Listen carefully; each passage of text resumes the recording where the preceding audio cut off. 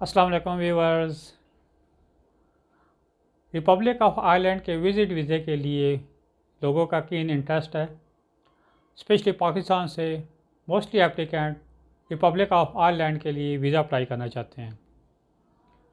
Republic of Ireland, जैसा कि आपके नॉलेज में है, यूनाइटेड किंगडम के बॉर्डर के साथ ही है बिल्कुल।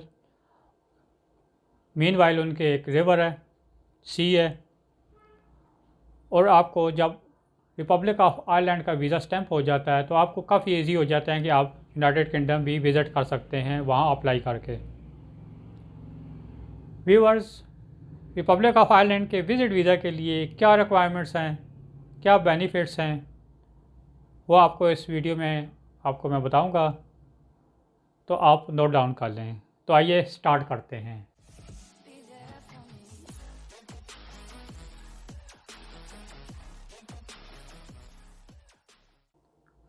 This is Tahir Mir from T&I consultants.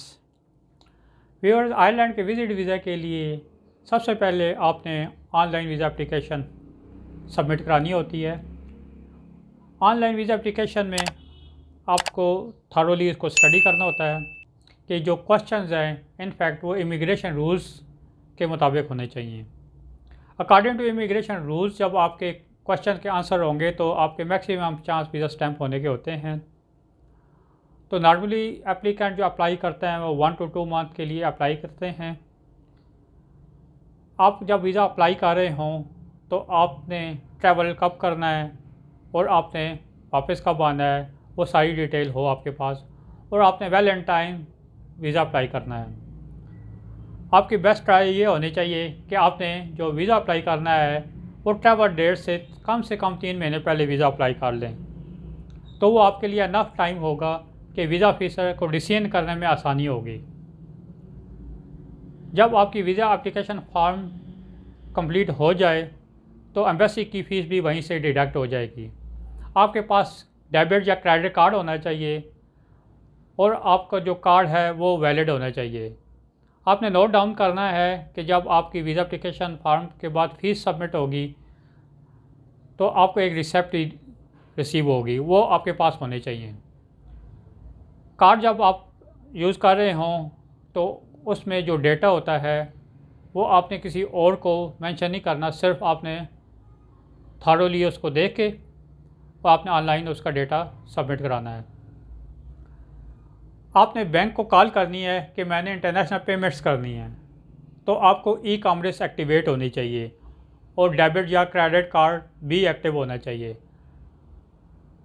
मेरे नॉलेज में ये भी आया है कि कुछ एप्लीकेंट्स जब आप वीज़ा अप्लाई करते हैं तो बैंक कहते हैं ठीक है हो जाएगी, लेकिन जब सब कुछ सबमिट करने के बाद वो पेमेंट डिक्लाइन हो जाती है। मेरे अपने ऑफिस में मैंने एक एप्लीकेंट की फ़ाइल सबमिट की। जब मैंने उसका तमाम केस कंप्लीट कर लिया तो मैंने उसे बताया कि क्लियरली बैंक ऑफिसर को बता दें, ऑनलाइन हेल्पलाइन है हर बैंक की अपनी, कि क्रेडिट कार्ड या डेबिट कार्ड है वो एक्टिव हो और ई कॉमर्स भी एक्टिव हो। बैंक वालों ने एक दफ़ा कह दिया लेकिन वो एक्टिव नहीं थी, पेमेंट डिक्लाइन हुई। एनी ओवर हमने दोबारा उसकी पेमेंट की, बैंक वालों ने सॉरी की। जब आपकी वीज़ा एप्लीकेशन फॉर्म कंप्लीट हो जाए तो आपको रेलिवेंट डॉक्यूमेंट देने होते हैं। डॉक्यूमेंट्स में सबसे पहले आपको पासपोर्ट कंपलसरी होता है जो एटलीस्ट 3 मंथ की वैलिडिटी होनी चाहिए, और अगर आपने 3 मंथ से ज़्यादा अप्लाई करना है तो वैलिडिटी उससे ज़्यादा होनी चाहिए।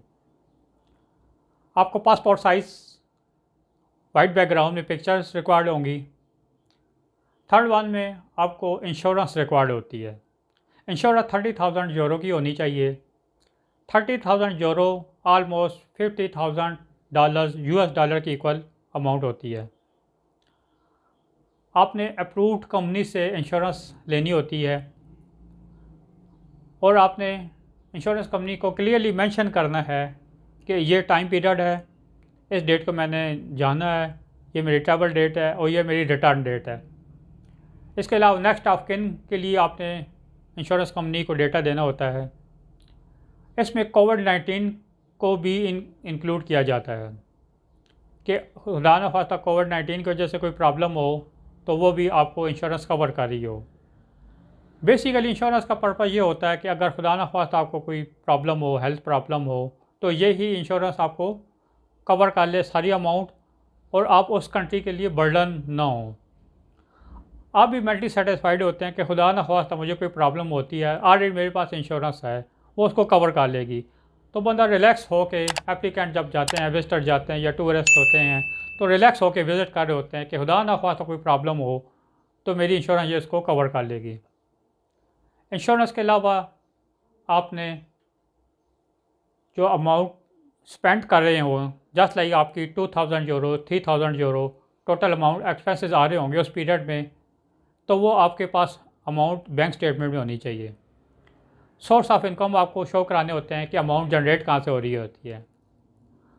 अमाउंट जनरेट जस्ट लाइक आप बिज़नेस कर रहे हैं या आप जॉब कर रहे हैं, तो उसका भी प्रूफ अटैच करना होता है।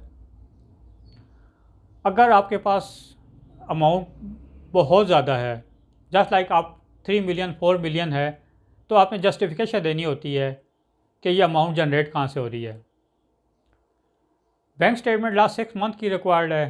लास्ट 6 मंथ की तमाम डिटेल आपने देनी होती है, जो ट्रांजैक्शन है, डेबिट है, क्रेडिट है। इसके अलावा आपको मेंटेनेंस लेटर बैंक से लेना होता है, जिसको कवर लेटर भी कहते हैं।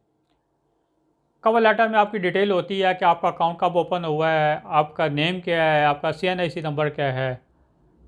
हर बैंक अपना कवर लेटर होता है, वो आपको प्रोवाइड कर देते हैं, जो ओरिजिनल लेटर पैड में होना चाहिए। मिनिमम अगर वो प्रिंट आउट है और लोगों के साथ है तो स्टैम्प्स होनी चाहिए। आपके इसके अलावा जो अगर जॉब कर रहे हैं, प्राइवेट कंपनी में हैं, प्राइवेट कंपनीज़ के अलावा अगर आप गवर्नमेंट जॉब कर रहे हैं या कहीं भी आप जॉब कर रहे हैं, तो आपका जो जॉब का कॉन्ट्रैक्ट है या आपका अपॉइंटमेंट लेटर है, वो आपको पास होना चाहिए। आपकी 3 मंथ की सैलरी स्लिप्स होनी चाहिए। आपकी जो डिजिग्नेशन है वो होनी चाहिए। आपकी जो रिस्पॉन्सिबिलिटीज़ हैं वो होनी चाहिए। इसके अलावा आपको NOC रिक्वायर्ड होता है कि अगर आप 1 मंथ 2 मंथ या जो भी पीरियड आप विज़िट करना चाहते हैं, तो गवर्नमेंट ऑफ पाकिस्तान में अगर जॉब कर रहे हैं तो गवर्नमेंट को कोई ऑब्जेक्शन नहीं है, और अगर आप प्राइवेटली किसी कंपनी में जॉब कर रहे हैं तो कंपनी की तरफ से लेटर होना चाहिए कि कंपनी को कोई ऑब्जेक्शन नहीं है। डॉक्यूमेंटेशन में अलावा ऐसे आपकी सोर्स ऑफ इनकम में अगर आपके रेंट वगैरह रिसीव कर रहे हैं तो वो आपके पास होने चाहिए। रेंटल एग्रीमेंट होना चाहिए, स्टॉक्स, शेयर्स, या आपके पास सेविंग सर्टिफिकेट है। अगर अमाउंट वहाँ से जनरेट हुई है तो वो आपके पास भी प्रूफ होना चाहिए। फाइनेंशियल डॉक्यूमेंट्स जो मैक्सिमम हो वो आप अटैच कर सकते हैं, ताकि ये प्रूफ हो कि आप जेन्युइन इन्वेस्टर हैं। इसके अलावा FRC होना चाहिए। FRC में आपके स्पाउस एंड चिल्ड्रन आ जाते हैं अगर आप मैरिड हैं तो।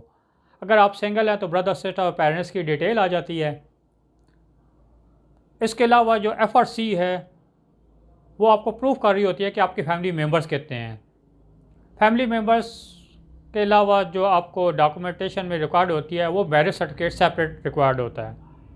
मैरिज सर्टिफिकेट में जो नादरा का मैरिज सर्टिफिकेट है वो रिक्वायर्ड होता है, और अगर आपका नादरा का नहीं है तो आप उसको रजिस्टर्ड करा सकते हैं नादरा से, जो आपका मैरिज सर्टिफिकेट निकाहनामा होता है। तो निकाहनामा मिनिमम यूनियन काउंसिल से आपकी अलग से लेटर ले लें कि ये हमने इशू की है। यूनियन काउंसिल की वो स्टैम्प कंपल्सरी है कि निकाहनामा में होनी चाहिए।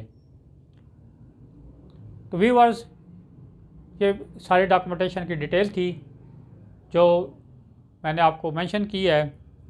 ये ऑलमोस्ट कोई डॉक्यूमेंट्स में ऐसा नहीं है जो मैंने मेंशन नहीं किया है।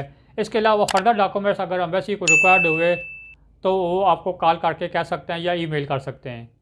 ईमेल आपने डेली चेक करनी होती है कि अगर वो उनको कंपल्सरी डॉक्यूमेंट कोई रिक्वायर्ड है और अर्जेंट हैं तो वो आपको ईमेल कर देते हैं। इसके अलावा अगर आपकी कोई फर्दर क्यूरीज़ हैं तो हमें इनबॉक्स कर सकते हैं, कमेंट्स में बता सकते हैं। कमेंट्स में हम आपको प्रॉपर रिप्लाई देंगे। आप हमारे वर्किंग आवर्स में लंदन में अगर आपके वहाँ से अप्लाई करना चाहते हैं तो हमारा वर्किंग में ऑफिस है, लंदन ऑफिस हेड ऑफिस है हमारा, वहाँ विज़िट कर सकते हैं। अटा का ऑफिस है, मैं अटा का ऑफिस में खुद डील करता हूँ। F8 मरकज़ इस्लामाबाद में ऑफिस है और हज़रों में ऑफिस है। तो आप वर्किंग आवर्स में अपॉइंटमेंट लेके आप विज़िट कर सकते हैं। इसके अलावा आप कॉल कर सकते हैं, आपको हम तमाम क्यूरीज़ के आंसर देंगे। और व्हाट्सएप जो नंबर है वही मेरा मोबाइल नंबर है, तो वो आप वहाँ कॉल करके सारी डिटेल ले सकते हैं। नेक्स्ट वीडियो तक टेक केयर, अल्लाह हाफिज़।